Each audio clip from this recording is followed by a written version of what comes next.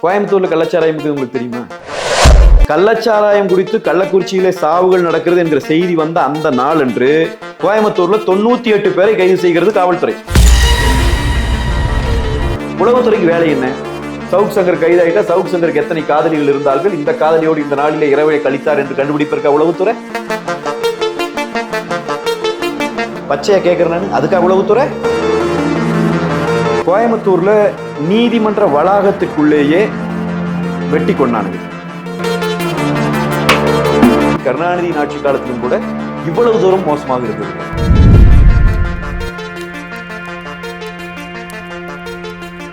Media maths நேயர்களுக்கு வணக்கம். இன்று நம்மோடு இணைந்திருப்பவர் அதிமுகவின் செய்தி தொடர்பாளரும் அம்மா நமது அம்மா பத்திரிகையின் அதிகாரப்பூர்வ ஆசிரியருமான ஐயா கல்யாண சுந்தரம் அவர்களோடு பேசுகிறோம். ஐயா வணக்கம். வணக்கம். இப்போ சமீபத்தில் தமிழகத்தில் மிகப்பெரிய அளவில் கொலை நடக்கிற மாதிரியே ஒரு பதற்றமாகவே மக்கள் இருக்கிறாங்களே, இது என்ன? ஏன்னா நிறைய கொலை நடக்குதுங்க, அதனால மக்கள் பதற்றமா இருக்கிறாங்க. அதில் குறிப்பாக அரசியல் கொலைகள் என்பது ரொம்ப சர்வசாதாரணமாக நடப்பதாக மாறி இருக்குது. இது இதுக்கு முன்னாடி இந்த அளவுக்கு கூலிப்படைகள் சுதந்திரமாக செயல்பட்டது இல்லை தமிழ்நாட்டில். நான் சொல்லுகிறேன், கருணாநிதியின் ஆட்சி காலத்திலும் கூட இவ்வளவு தூரம் மோசமாக இருந்ததில்லை. நீங்கள் நல்லா கவனிச்சு பார்த்தீங்க அப்படின்னு சொன்னால், கோயம்புத்தூர்ல நீதிமன்ற வளாகத்திற்குள்ளேயே வெட்டி கொண்டானுங்க. ரத்தம் சொட்ட சொட்ட மக்கள் ஓடிய காட்சிகளை நாம் பார்த்தோம். இதுக்கு முன்னாடி நம்ம எங்காவது பார்த்துருக்கோமா? கிடையாது. அரசியல் தலைவர்களினுடைய கொலைன்னு எடுத்துக்கோங்க. இப்போ நீங்க ஒரு 6 மாதத்துக்கு முன்னாடி நாம் தமிழர் கட்சியினுடைய நிர்வாகி கன்னியாகுமரியில ஒரு சர்ச்சுக்குள்ளேயே வெட்டி கொலை செய்யப்பட்டார் இல்லைங்களா? ஒரு பெரிய படுகொலை. அதை தொடர்ந்து ஒரு 10 நாள் கூட இருக்காது, காங்கிரஸ் கட்சியினுடைய நிர்வாகி கொலை செய்யப்பட்டார். அவர் ஒரு மாவட்ட செயலாளராக இருந்தவர். அவர் கொலை செய்யப்படுகிறார். கொலை செய்யப்பட்டு அவர் எங்க இருக்காருன்னு தெரியாம தேடுறாங்க, வழக்குகள் கொடுத்து. பிறகு அவர் எங்கேயோ பார்த்தா கைகள் எல்லாம் கட்டப்பட்ட நிலையில அவர் மிக கொடூரமாக கொலை செய்யப்பட்டு வீசப்பட்டிருந்த அவருடைய உடலை எடுத்தாங்க. பிறகு அதில் விசாரணை நடத்துறோம் என்று சொன்னாங்க. விசாரணையின் முடிவில் அது என்ன நடந்துச்சுன்னு இது வரைக்கும் நமக்கு தெரியாது. ஆனால் இடையில ஒரு செய்தி என்ன சொல்லப்படுச்சுன்னா, அவர் தற்கொலை பண்ணிக்கிட்டாருங்கிற சந்தேகத்துக்கு கோணத்தில் விசாரிக்கிறோம்னு. அதில் நமக்கு அப்பவே புரியல, எப்படி தற்கொலை பண்ணிக்கிறோம், கையை எப்படி கட்டிக்கலாம். எனவே அதெல்லாம் ஒரு மக்களே, சாதாரண பொதுமக்களே அதையெல்லாம் ரசிக்கல. சாதாரண பொதுமக்களே அதை குறித்தெல்லாம் பெரிய அளவில் கவலை கொண்டாங்க. அவருடைய கொலை. அதுக்கப்புறம் தென் மாவட்டத்தில் தீபக் ராஜா அவர்களினுடைய படுகொலை. இதெல்லாம் குறிப்பிடத்தக்க நிகழ்வுகளை மட்டும் நான் உங்களுக்கு சொல்லிட்டு வரேன். அவர் ரொம்ப ஒரு சின்ன பையன், ஒரு இளைஞன். அந்த பையன் அவர் அவருடைய தம்பிகளிடம் பேசுகிற காணொலிகள் எல்லாம் வெளியாச்சு. எவ்வளவு சமூக அக்கறை கொண்ட ஒரு இளைஞன் என்பது நமக்கு வெளிப்படையா தெரிஞ்சு. அவருடைய கொலை என்பது எதேச்சியா நடந்த கொலை இல்லை. இப்ப நீங்க இந்த கொலைகள் எதுவுமே எதேச்சியா நடந்ததில்லை. அப்படி நடந்தா நம்ம அதை பத்தி கவலைப்பட வேண்டியதில்லை, பேச வேண்டியதில்லை. இவை எல்லாமே திட்டமிட்டு நடத்தப்படுகிற படுகொலைகள். இவை எல்லாமே கூலிப்படையை வைத்து நடத்தப்படுகிற படுகொலைகள். தீபக் ராஜாவினுடைய கொலை, தீபக் ராஜாவினுடைய கொலை, அந்த காயங்கள் ஆறி அந்த வடு கூட மறையவில்லை. சேலத்துல அண்ணா திராவிட முன்னேற்ற கழகத்தினுடைய பகுதி கழக செயலாளராக இருந்தவர் சண்முகம் அவர்களினுடைய கோர படுகொலை. அது எதற்காக அவர் கொலை செய்யப்படுகிறார்? திமுகவை சேர்ந்தவர்கள், அந்த வார்டினுடைய கவுன்சிலர், அவருடைய கணவர் கஞ்சா விற்பனை செய்வதும் லாட்டரி விற்பனை செய்வதும் செய்கிறார் இந்த பகுதிக்குள்ளே. இது தவறானது என்று சொல்லி காவல் நிலையத்திலே போய் புகார் கொடுத்த காரணத்திற்காக திட்டமிட்டு அவர் வருகிற பாதையில சிசிடிவி கேமரா உடைச்சு விட்டு அந்த விளக்குகளை எரிய விடாம தடுத்து அந்த இருட்டுக்குள்ள வச்சு கோரமா வெட்டி படுகொலை செய்யறான். அவருடைய கொலை. அவருடைய கொலையில ஒரு முன்னாள் முதலமைச்சர், இன்றைக்கு எங்க கட்சியினுடைய பொதுச் செயலாளர் போய் அந்த கொலை நடந்த இடத்துல அங்க போய் அந்த துக்கத்துல கலந்து கொண்டு இருக்கிற அது முடிஞ்ச அடுத்த நாள் ஆம்ஸ்ட்ராங் படுகொலை. எப்படி திட்டம் போட்டு வீட்டு முன்னாடி வச்சு, அவ்வளவு பெரிய மக்கள் செல்வாக்குள்ள ஒரு தலைவரை அவர் வீட்டு முன்னாடி வச்சு கொலை செய்யறாங்க. இப்படி ஒரு நாட்டுல நடந்துட்டு இருந்துச்சுன்னு சொன்னா, நீங்களும் நானும் முதல் என்ன தைரியத்தில் அரசியல் பேசுவோம், சாதாரண பொதுமக்கள் என்ன தைரியத்தில் வீட்டு வெளியே வருவான்? எப்படி வர முடியும்? இது குறித்து அரசனுடைய நடவடிக்கை என்ன? உளவுத்துறை என்ன வேலை செய்கிறது? இது மீண்டும் மீண்டும் நம்ம கேட்கிறோம். உளவுத்துறைக்கு வேலை என்ன? சவுக் சங்கர் கைதாயிட்டா சவுக் சங்கருக்கு எத்தனை காதலிகள் இருந்தார்கள், இந்த காதலியோடு இந்த நாளிலே இரவை கழித்தார் என்று கண்டுபிடிப்பிருக்கா உளவுத்துறை? பச்சையா கேட்கிறேன் நான், அதுக்காக உளவுத்துறை? ஆனா அந்த வேலை தான் பார்த்துட்டு இருக்கிறீங்க. உளவுத்துறையினுடைய டோட்டல் ஃபெயிலியர். எல்லா தொடர்ச்சியா நான் பல முறை சொல்லிட்டேன், மீண்டும் மீண்டும் அதை அழுத்தி சொல்றேன். போதைப் பொருள் பார்ட்டி நடக்குது சென்னையில, சிந்தட்டிக் ட்ரக் பயன்படுத்தி பார்ட்டி, உளவுத்துறைக்கு தெரியாது. கள்ளக்குறிச்சியில பள்ளிக்கூடத்தை அடிச்சு உடைக்கிறாங்க, உளவுத்துறைக்கு தெரியாது. தஞ்சாவூர்ல ஊர்வலம் நடக்குது, பொதுமக்கள் திருவிழா நடக்குது, திருவிழா நடக்கிறது உளவுத்துறைக்கு தெரியாது. ஜாஃபர் சாதிக்கு ஒருத்தன் உலகம் முழுக்க போதைப் பொருள் விற்கிறவன் முதலமைச்சரின் குடும்பத்தோடு நெருங்கி தொடர்புல இருக்கிறான், உளவுத்துறைக்கு தெரியாது. எங்கேயோ ஒருத்தன் போயிங்க, இப்ப கூட நகைச்சுவை எடுத்து போட்டு இருந்தாங்க, நான் உலக கோப்பை வாங்கிட்டு வந்துட்டேன்னு ஒருத்தன் வந்தான். உலக காமெடி இல்லையா இதெல்லாம்? எங்காவது நடக்குமா? நான் வந்து மாற்றுத்திறனாளிகளுக்கான போட்டியில பாகிஸ்தானை வீழ்த்தி உலகக்கோப்பையை வாங்கி விட்டேன்னு 2 கோப்பை தூக்கிட்டு வந்து ஒன்னு முதலமைச்சருக்கு காட்டுறான், இன்னொன்னு முதலமைச்சர் மகனுக்கு காட்டுறான். ஆடா, இதை விட கேவலமா ஒரு நாட்டில் உளவுத்துறை இருக்குமா, இயங்குமா? ஒரு நாட்டில் இப்படி ஒரு கோமாளி அரசாங்கம் நடந்தது நீங்கள் பார்த்ததுண்டா? அவர் இவைகிட்ட மக்கள் எப்படி பாதுகாப்பா இருப்பாங்க? இந்த கொலைகள் நடப்பதை தடுக்கவே முடியாது. காரணம் என்னவென்றால் இவர்கள் அது இப்ப ரொம்ப தெளிவா நான் உங்களுக்கு ஒரு செய்தி சொல்றேன். ஒரு ரவுடி இருக்கான்னு வச்சுக்கோங்க, ரவுடி லிஸ்ட்ல ஒருத்தர் இருக்கா அப்படின்னு சொன்னா காவல்துறையினுடைய வேலை, உளவுத்துறையினுடைய வேலை என்ன தெரியுங்களா? அவனை ஃபாலோ பண்றது. உங்களுக்கு எனக்கு தெரியாது, நம்ம சாதாரண பொதுமக்கள் அரசியல் இருக்கிற நம்ம பாக்குறோம், தெரியும் நமக்கு. நீங்க ஒரு ரவுடி இருக்கான்னா சும்மா போலீஸ் அவனை ரிலீஸ் ஆன அன்னைக்கு விட்டுற மாட்டாங்க. 10 ஆண்டுகள் 20 ஆண்டுகள் கண்காணிக்கப்படுகிற ரவுடி எல்லாம் உண்டு. தொடர்ந்து 3 மாசத்துக்கு ஒருக்கா கூப்பிடுவாங்க, என்ன பண்ணிட்டு இருக்கிறேன்னு கேட்பாங்க, அவன் எங்க போறான், யாரோட தொடர்பு இருக்கிறான், என்ன அவனுடைய மறுபடியும் பழைய நிலைக்கு திரும்புறான், இதை கண்காணிச்சுட்டே இருப்பாங்க. இதுக்கான ரிவ்யூஸ் உண்டு. இந்த 3 ஆண்டுகள் அப்படி பண்ற ரிவ்யூஸ் நடத்தப்பட்டிருக்கா டிபார்ட்மெண்ட்டுக்குள்ள? ரவுடிகளை அவிழ்த்து விட்டுருக்கிறீங்க. அவன் தைரியமா கூலிப்படையை வச்சு கொலை செய்யறான். அப்புறம் வந்து குய்யோ முறையன் கத்தி என்ன பிரயோஜனம்? இப்ப கள்ளச்சாராயம் காய்ச்சி நீங்க பொதுமக்கள்கிட்ட விசாரிக்கும் போது கூட அவங்ககிட்ட ஒரு அச்ச உணர்வு இருக்கத்தானுங்க செய்யும். நீங்க நமக்கே நானே சொல்றேனே, நானே என்னுடைய சேனல்ல பயணியில நானே பேசி போட்டிருக்கிறேன். நீங்க ஒரு காலத்துல சென்னையிலும் சரி கோயம்புத்தூர்லயும் சரி நம்ம ஒரு வண்டியில போயிட்டு இருக்கிறோம், இங்க ஒருத்தனை வந்து தண்ணி போட்டு ஒரு ரகலை பண்றான், பொதுமக்களுக்கு இடையூறு பண்றான்னா வண்டி நிறுத்திட்டு போய் ஏன்டா இந்த வேலையை பண்றேன்னு கேட்போம் இல்லையா? எல்லாருமே கேட்போம். ஏதாவது கொஞ்சம் தப்பா பேசுறான், பெண்களிடம் தப்பானா ஒரு 2 அறை விடுவோம். இது சாதாரண எல்லா குடிமகனும் செய்யற வேலை. இப்ப செய்யாதீங்கன்னு சொல்றேன். நம்ம நானே சொல்றேன், என்னோட பயணியில் சொல்றேன், வண்டி விட்டு இறங்காதீங்கிறேன். நீங்க குடும்பத்தோடு போகிறவராக இருந்தால், ஒரு குடும்பத்திலே பிறந்து நான் சாதாரண குடும்பத்திலே இருந்து வாழ்ந்து கொண்டு இருக்கிற குடும்பஸ்தனாக இருந்தால், இப்படியான ரகளைகள் நடந்தால் தயவு கூர்ந்து அதிகபட்சமாக ஒரு 100க்கு ஃபோன் பண்ணி போலீஸ் சொல்லுங்க. வாய்ப்பு இருந்தால் வந்து அவங்க தடுக்கட்டும், இல்லைன்னா என்னமோ பண்ணட்டும். ஏன் தெரியுங்களா? இந்த குற்றங்கள் செய்யறவங்கள 90 விழுக்காட்டுக்கு மேற்பட்டவர் கஞ்சா உட்கொண்டவனாக்குறான். நான் சொல்ல, ரிப்போர்ட் இருக்குது, எல்லா செய்திகளும் நீங்க எடுத்து பாருங்க, பத்திரிகை செய்திகளை. கொலை செய்கிறவன் அத்தனை பேரும் கஞ்சா பயன்படுத்துகிறான். கஞ்சா பயன்படுத்திக்கிறவன் நீங்க தண்ணி அடிச்சிருந்தான்னா கூட அவனுக்கு வந்து உடல் தளர்வு இருக்கும், அவன் நம்ம கூட சண்டை போட முடியாது.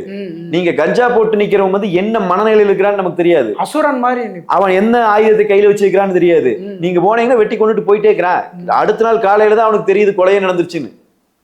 இப்படியான நிலையில தமிழ்நாட்டினுடைய நிலைமை இருக்குன்னு சொன்னா, அரசியல் களத்தில் இருக்கிற நாங்களே இந்த இன்னைக்கு அறிவுரை சொல்ல ஆரம்பிச்சுட்டு, யாரும் எதுவும் பண்ணாதீங்கப்பா, காவல் நிலையத்துக்கு கூப்பிடுங்க, அவை வந்து செஞ்சாலும் சரி செத்தாலும் சரிட்டு போங்கிறத வேற என்ன வழி இருக்கு?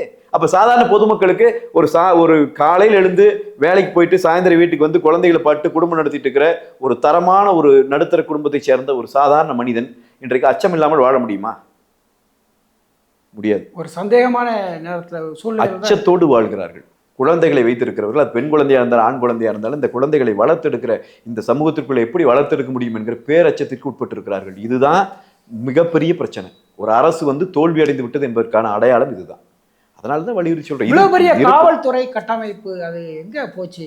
காவல்துறை அப்படியே தான் இருக்கு. காவல்துறை அதிகாரிகளினுடைய திறமை ஒரு துளி கூட குறையாது. எப்படி குறைய முடியும்? ஒரு கவர்மெண்ட் இருந்து இன்னொரு கவர்மெண்ட் மாறும்போது திறமையுள்ள காவலர் மாறிடுவாங்களா? அப்படிலாம் கிடையாது. அது திறமை உண்டு. நான் இன்னும் ஒருபடி உங்களுக்கு மேலே போய் சொல்றேன், உளவுத்துறை அதிகாரிகளோடு தொடர்ந்து பழகுற வாய்ப்பு பெற்றவர்கள் நாங்க. எங்க ஊடக பழக்கத்தையே தான் இருக்கிறாங்க. எப்போ பார்த்தாலும் ஒரு 2 மாசத்துக்கு ஒருக்க எங்களை ரிவ்யூ பண்ணுவாங்க. அவங்க வந்து எங்க போறீங்க, என்ன வர்றீங்க, என்ன. இப்ப நாம் தமிழர் கட்சியில் இருந்தப்ப நீங்க சீமான் சென்னையில கிளம்பினாருன்னா இங்க வந்துருவாங்க அதிகாரி, எங்க வர்றாரு, என்ன திட்டம் வேணும், அவர் என்ன குண்டு வைக்க வர போறோம், அப்படியான அணுகுமுறைகள் தான் இருக்கும். இப்படி வந்து உளவுத்துறை அதிகாரிகள் ரொம்ப கவனத்தோட வேலை செய்வாங்க, ரொம்ப திறமைசாலிகள். இப்ப ஏன் அவங்க ஏன் இங்க நான் சொல்றது சாதாரண எங்களோட பழகுற இந்த சாதாரண உளவுத்துறை அதிகாரிகளே, கடைநிலையில இருக்கிற உளவுத்துறை அதிகாரிகளே இவ்வளவு அறிவாளிகளாக இருக்கிறார்கள்னா, உச்ச உயர் பொதுப்புல இருக்கிறவங்க எவ்வளவு பெரிய அறிவாளிகள் இருப்பாங்க. அவங்க அறிவு இருக்கு, அவங்களுக்கு திறமை இருக்கு. வேற எவரையும் விட மிகச்சிறந்த காவல்துறை தமிழ்நாட்டினுடைய காவல்துறை. ஆனால் அந்த காவல்துறையை இந்த அளவுக்கு தோற்று போவதற்கு, அந்த உளவுத்துறையை இந்த அளவுக்கு செயல்பட விடாமல் போவதற்கு என்ன காரணமா இருக்க முடியும்? ஒரு அரசியல் தலையிடும். அதை தவிர வேற எந்த காரணம் இருக்க முடியாது. அதனால் தான் சொல்லுகிறோம், இந்த ஆளுகிற அரசு மிக மோசமானதாக மாறிவிட்டது. முதலமைச்சர் தன் கட்டுப்பாட்டிலே இவைகளை வைத்துக் கொள்ளவில்லை. எனவே அவர்களுக்கு பெரிய தடைகள் விதிக்கப்படுகிறது. அவர்களால் இதில் செயல்படும். இப்போ டாஸ்மாக் கடையில கூட ஒரு 4-5 காவலர்கள் நிற்கிறாங்க. போற வழியில அந்த மக்கள் எங்கேயும் கீழே விழுந்துடக்கூடாதுன்னு ஊதுன்னு சொல்லி அவங்கள ஃபைன் அடிக்கிறதுக்கு கூட காவலர்கள் நிற்கிறாங்க. ஏன் இந்த பொதுமக்கள் இந்த அரசியல் கட்சி தலைவர்களை காப்பாத்துறதுக்கு அவங்க முன்வர? அது காவலர்கள் வந்துங்க, இப்போ இருக்கிற காவலர்களை வச்சு தான் பிரிச்சு கொடுக்கணும். முதல்ல உளவுத்துறை ரிப்போர்ட் கொடுக்கணும், இவருக்கு வந்து ஒரு உயிர் அச்சுறுத்தல் இருக்கு. இந்த இது ஆம்ஸ்ட்ராங் அவருடைய வழக்கில் கூட 3 முறை உளவுத்துறை ரிப்போர்ட் அவருக்கு உயிருக்கு அச்சுறுத்தல் இருக்குன்னு கொடுத்துருக்காங்க. அதையெல்லாம் மீறி இந்த கொலை நடந்தது. அதுதான் சொல்றேன், உயிர் அச்சுறுத்தல் இருக்குதுன்னு அவங்க முதல்ல கொடுக்கணும். பிறகு காவல்துறை அதை பார்த்துட்டு அவங்களுக்கு ஒரு பாதுகாப்பு கொடுக்கணும். இதுதான் இருக்கிற நடைமுறை. இதை விட ஒரு முக்கியமான செய்தி என்ன தெரியுங்களா? சாதாரண பொதுமக்களுக்கு தெரியாத செய்தி. இந்த மாதிரியான கொலை செய்கிற இந்த கூலிப்படைகள் இருக்கு இல்லைங்களா, இவர்களுக்குள்ளே இருந்தே உளவு பிரிவு எப்பவுமே தகவல் எடுக்கும். இப்போ நாங்களே இருக்கிறோம். இப்போ எங்கள் கட்சிகளில் ஒரு ஒரு ஒரு அரசியல் கட்சியில் ஒருத்தர் செயல்படுறாருன்னு வைங்க, அவருக்கு ஒருத்தர் ஒரு அடிக்கணும்னு முடிவு பண்ணிட்டா, அல்லது அவர் மேலே ஏதோ வண்டி விட்டு மோதன்னு முடிவு பண்ணிட்டான்னா, அதை உளவுத்துறை அதிகாரி எப்படி கூப்பிட்டு சொல்றாரு? அவருக்கு தகவல் வந்துடும். இப்படி பேசிட்டு இருக்காங்க, 3 பேர்த்த பத்தி பேசுறாங்க, ஒருவேளை இவரா இருக்கலாம்னா அவங்க நம்மளுக்கு கூப்பிட்டு சொல்லுவாங்க, பாதுகாப்பா இருங்க, கவனமா இருங்கன்னு சொல்லுவாங்க. அப்படின்னா அங்கிருந்தே அவங்க தகவல் எடுக்கிற திறமை அவங்களுக்கு இருக்கணும். அதுக்கு தான் உளவு பிரிவு. போலீஸ்னா நம்ம கண்ணு தெரியுது, இவர் இன்ஸ்பெக்டர், இவர் எஸ்ஐ, இவர் ஏசி, இவர் டி எல்லாம் தெரியுது. உளவுத்துறை யாராச்சும் உங்களுக்கு தெரியுமா? அது தெரியாது. ஏன் கண்ணுக்கு தெரியாம இருக்கிறாங்க? கண்ணுக்கு தெரியாமல் இருப்பதற்கு காரணமே இந்த மாதிரி கும்பலிடமிருந்து செய்தியை சேகரிப்பது. அதுதான் உளவு பிரிவினுடைய திறமையான வேலை. அது அங்க இடத்துல சரியாக செய்திகள் சேகரிக்கப்பட்டிருந்தால் இது எல்லாமே காப்பாற்றி விடலாம். இது தினந்தோறும் நடந்து கொண்டிருக்கிற விஷயம். ஆனால் அதுக்கான அப்படியான முடிவுகள் எடுக்கப்படவில்லை. அப்படி அவங்க சரியான ஆட்களை கண்டுபிடிக்கல, அல்லது கண்டுபிடிச்ச ஆட்களை சொல்லுவதில் ஏதோ தயக்கம் இருந்திருக்கிறது. அதனால இது நடக்குது. இப்போ எங்க காவல்துறை அதிகாரி டாஸ்மாகில் நிற்கிறது. நீங்க காவல்துறை அதிகாரியினுடைய நிலைமை இன்னும் படுமோசங்க. நான் சொல்றேன் உங்களுக்கு, சென்னையிலலாம் சாலையில் நின்று கட்டணம் இப்போ ஒருத்தன் குடிச்சிட்டு வண்டி ஓட்டிட்டு வர்றான், அல்லது தலைக்கவசம் அணியாமல் வர்றான், நிறுத்துறாங்க, அவனுக்கு அபராதம் விதிக்கிறாங்க இல்லைங்களா? இப்போ குடிச்சிட்டு வண்டி ஓட்டுறவனுக்கு எவ்வளோ அபராதம்? 1000, 10,000. இப்போ 10,000 ரூபாய் போட்டுருச்சு இந்த கவர்மெண்ட் வந்தவர். 10,000 ரூபாய் நீ கொடுக்க வேண்டும் குடித்து விட்டு வந்தால். இதை முதலமைச்சர் பெருமையாகவே சொன்னார், இனிமேல் நாங்கள் குடிச்சிட்டு வரோம் நிறுத்திடுவோம். 10,000 பேர் 10,000 ரூபாய் அபராதம் கட்டணும். எத்தனை பேர் இருக்கிறான் தமிழ்நாட்டில்? எடுப்புமா லிஸ்ட்டு? எத்தனை பேர் குடிச்சிட்டு வண்டி ஓட்டுறான், எத்தனை பேர் 10,000? சரியான தலைமை இந்த நாட்டு இருக்கும். நான் ஒரு ஆளுமை மிக்க தலைவர் இருந்தால் ஒரு லிஸ்ட் எடுத்து வெளியிட்டு பார்ப்போம், ஒரு வெள்ளை அறிக்கை கூட பார்ப்போம். என்ன தெரியுங்களா நடக்குது? வரவனை நிறுத்தி இந்த குழல் ஒன்று வச்சுக்கிறாங்க, அதை வச்சு ஊத சொல்லுவாங்க, ஆல்கால் அனலைசர். அதை வைக்காமையே இதில் ஊதி நீ குடிச்சிருக்குன்னு கண்டுபிடிச்சிட்டோன்னா 10,000 ரூபாய் ஃபைன் கட்ட வேண்டியிருக்கும். உண்மை சொல்லு, குடிச்சிருக்கிறியா? ஆமாங்கன்றான், 3,000 ரூபா. இது ஃபைனா லஞ்ச பணமா? எனக்கு எப்படி தெரியும்? சட்டப்படி இருக்கிறது 10,000. நான் சமூகத்தில் நடக்கிற விஷயத்தை உங்களுக்கு சொல்றேன். 3,000 ரூபாய். இதை விட இன்னொரு கொடுமை இருக்கு. 10,000 ரூபாய் ஃபைன் போடுறாங்க வைங்க குடிச்சிட்டு வந்தவனுக்கு. 10,000 ஃபைன் யாருக்குமே போடுறது இல்லை, 12,000 தான் போடுறாங்க. ஏன் தெரியுங்களா? 10,000 ஃபைன் போடுறதோட நிக்க கூடாது. குடிச்சிட்டு வந்தவனுக்கு ட்ரங்க் அண்ட் டிரைவுக்கு வழக்கு, அவனுடைய அந்த ஓட்டுநர் உரிமம் இருக்கு இல்லைங்களா, அது பறிமுதல் செய்யப்பட வேண்டும். இப்ப அவனுக்கு என்ன தெரியுங்களா போடுறாங்க? அவன் லைசன்ஸே கொண்டு வரலன்னு ஒரு கேஸ் போட்டு லைசன்ஸ் இல்லாததுக்கு ஒரு ஃபைனை போட்டு 12,000 போடுறாங்க. புரியுதுங்களா உங்களுக்கு? இந்த வேலையை நீங்களே செஞ்சுட்டு இருந்தா காவல் அதிகாரிகள் எவ்வளவு பாவம் தெரியுங்களா? நான் நேரடியாக என்னுடைய அனுபவத்தை உங்களுக்கு சொல்றேன். ஒரு காவல் அதிகாரி திடீர்னு பாலத்துக்குள்ள ஒடியாடுறாரு. ஒரு காலத்துல குடிச்சவன் கஞ்சா விற்கிறவன் காவல்துறை அதிகாரி பார்த்து அவன் ஓடுவான். ஆமா. இப்ப இவையை பயந்துட்டு நிக்கிறாங்க. அவன் வரும்போது திடீர்னு ஓடி வந்து பிடிக்கிறாங்க. என்னை ஒருத்தர் பிடிச்சாரு, நான் இருசக்கர வாகனத்தோட பிடிச்சாரு. அப்ப நான் சொன்னேன், ஐயா நான் குடிக்கலன்னு. இல்லைங்க சார், அதை இப்போ செக் பண்ணணும், ஊதுங்கன்ட்டு இப்படி கையை வச்சார். நான் சொன்னேன், நான் ஊதுறேன், அந்த ஆல்கால் அனலைசர் இருந்தா கொடு, நீங்க ஊதுங்க, எங்க வீட்டு அது இல்லை. அப்ப நான் அவர் முதல்ல சண்டை போடுறேன்னு நினைச்சிட்டாரு. இப்ப நான் சொன்னேன், ஐயா அதுக்கு சொல்ல, நான் குடிக்கல, அதை விடு, நான் ஊதுறேன், இது மாதிரி என்ன மாதிரி 10 பேர் ஊதுனா நீங்க போய் படுத்துக்குவீங்க, உங்களுக்கு நோய் வந்துரு. உண்மையா நடந்தது, சென்னையில் நடந்தது. இந்த செய்தியை சொன்ன பிறகு அவர் ஒரு மாதிரி இதாயிட்டார். ரொம்ப வயதானவர், ஒரு 55 வயசு இருக்கு அவருக்கு. என்ன சார் பண்றது, நாங்களும் என்ன பண்ண முடியும்? இது இந்த குழாய் இருக்குது இல்லைங்களா, இது கூட அரசு கொடுக்கறது இல்லைங்கிறார். இந்த ஆல்கால் அனலைசர் வைக்கிற குழாய், அதை இதை நாங்களே தான் வாங்கிக்க வேண்டியிருக்கு. அப்ப காவலர்களுடைய நிலைமை மிக மோசமாக, மிக கேவலமாக அவர்கள் நடத்தப்படுகிறார்கள். அப்ப அவங்க வேற என்ன பண்ண முடியும்? அவங்க வேற என்ன விதமான அவங்களுடைய திறமை எங்க போய் காட்டுறது? எப்படி நாட்டின் சட்டம் ஒழுங்கை பாதுகாக்கிறது? அதெல்லாம் ஒண்ணு, வெறும் நாடகம் நடத்திட்டு இருக்குது இந்த அரசு. வெறும் சட்டத்தை போடுறது, ஏதோ அதை பண்ணிட்டு இதை பண்ணிட்டோம்ங்கிறது. இப்ப இந்த கொம்பனாலும் குறை சொல்ல முடியாத அப்படியே சொல்லுவார். இப்ப கள்ளச்சாராயம் கூட செத்து போயிட்டான்னா உடனே கள்ளச்சாராய திருத்த சட்டம் கொண்டு வருது சட்டமன்றத்துல. இப்ப இருக்கிற சட்டம் எல்லாம் போதாதம் காட்டி தான் அவன் செத்து போயிட்டானா. திருத்த சட்டம் கொண்டு வந்து 2வது நாள் எழுப்புறது சொல்ல பேசும்போது கூட, இப்போ விழுப்புரம், இப்போ கள்ளக்குறிச்சி, இப்போ நேற்று கூட விக்கிரவாண்டியில் குடிச்சிட்டு மருத்துவமனையில் அனுமதிக்கப்பட்டிருக்கிறார். நிறைய இருக்கு. நான் உங்களுக்கு கேட்கிறேன், கோயம்புத்தூர்ல கள்ளச்சாராயம் இருக்குது உங்களுக்கு தெரியுமா? நாம நினைக்கிறோம்ல, கடலூர், விழுப்புரம், அங்க அந்த பகுதி தானே. கோயம்புத்தூர்ல கள்ளச்சாராயம் இருக்குன்னு எனக்கும் தெரியாது. ஆனா கள்ளச்சாராயம் குடித்து கள்ளக்குறிச்சியில சாவுகள் நடக்கிறது என்கிற செய்தி வந்த அந்த நாளன்று கோயம்புத்தூர்ல 98 பேரை கைது செய்கிறது காவல்துறை. கள்ளச்சாராய விற்பனை, கஞ்சா விற்பனைன்னு. அப்ப கள்ளச்சாராயம் இங்க இருக்கு, இருந்தா தானே கைது பண்ண முடியும். காவல்துறை தானே கைது பண்ணிருக்கு. அது என்ன கள்ளக்குறிச்சியில சாகருக்கு முன்னத்த நாள் நைட் வரைக்கும் தெரியல? அப்போ உனக்கு தெரியும், உங்க நெட்வொர்க் எங்க இருக்குன்னு தெரியும். எவ்வளவு லிட்டர், 5000 லிட்டர் கள்ளச்சாராயத்தை நாங்கள் பறிமுதல் செய்திருக்கிறோம், அளித்திருக்கிறோம்ங்கிற. அங்க கள்ளக்குறிச்சியில சாகலின்னா 5000 லிட்டரும் விநியோகம் பண்ணப்பட்டிருக்கோம். அப்ப எத்தனை நாட்களாக எத்தனை லட்சம் லிட்டர்கள் விநியோகப்பட்டிருக்கு? தொடர்ந்து நடக்குதுங்க. சட்டம் ஒழுங்கு மீறல்களை இவர்கள் அனுமதித்து அது நடக்கிறது. ஆளுங்கட்சி பிரமுகர்களின் துணையோடு நடக்கிறது. எங்களுடைய பகுதி செயலாளர் சண்முகம் அவர்களை சேலத்துல கொலை செய்தான் இல்லையா, திமுக காரன் தான் கைது பண்ணியிருக்காங்க. கொலையே செய்யறான், கஞ்சா விற்கிறான், லாட்டரி சீட்டு விற்கிறான், போய் கம்ப்ளைண்ட் கொடுத்தீங்கன்னா கொலை செய்யறான். அரசுல இருக்கிறங்கிற ஒரு திமிர். ஆமா, அதிகார திமிர். முதலமைச்சர் வந்து யாராச்சும் பேசணும், இப்ப நான் பேசணும்னா என்னை கூட்டிட்டு போய் உள்ள உட்கார வச்சிருவாரு முதலமைச்சர். அப்புறம் என்ன, அவனுக்கு பாதுகாப்பா தான் அவன் இருக்கிறான். அவனை சிறைப்படுத்துகிற முதலமைச்சராக இருந்தால் பயப்படுவான் சமூக விரோதி. சமூக விரோதி யார் என்பதை சொல்லுகிறவனை சிறைப்படுத்துகிற முதலமைச்சர் இருக்கிற போது அவனுக்கு என்ன கவலை, அவன் தைரியமாக மகிழ்ச்சியாக சுத்துகிறான். மீண்டும் ஒரு நிகழ்ச்சியில் சந்திப்போம். நன்றி. நன்றி.